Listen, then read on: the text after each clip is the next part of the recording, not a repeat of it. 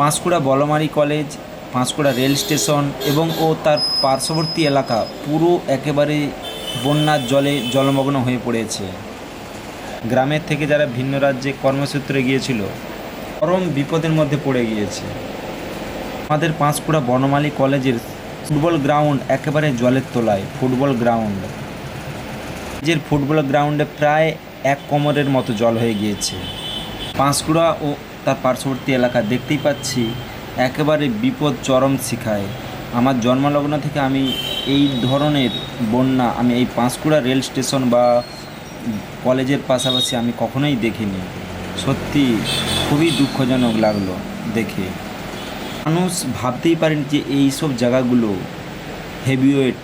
Heavyweight জায়গা, যেখানে সারাদিনে হাজার হাজার মানুষের এলাকাগুলো বন্যার জলে ডুবে যাবে। সত্যি এইসব ভাবাই যায়নি। মানুষ এগুলো সব এগুলো সব ধারণার বাইরে। ভাবতেই পারেনি যে এই সব জায়গাগুলো এই ধরনের হয়ে যাবে বন্যার জলে। কলেজের সাইড বরাবর ঘর ডুবে যাওয়ার জন্য দেখতেই পাচ্ছ রাস্তার ধারে এসে একটা বৃদ্ধ মহিলা আশ্রয় নিয়েছে। খুবই জীর্ণ শরীর, রোগাগ্রস্ত জীর্ণ শরীর। দেখতেই পাচ্ছেন পার্শ্ববর্তী এলাকাগুলো সব ডুবে গিয়েছে।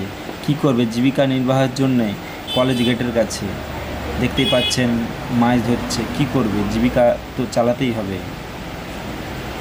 এই ধরনের দুঃখজনক জিনিস আমাদের চোখে পড়বে ভাবাই যায়নি। খুবই দুঃখজনক ঘটনা। আমার জীবনে এই প্রথম আমি উপভোগ করলাম।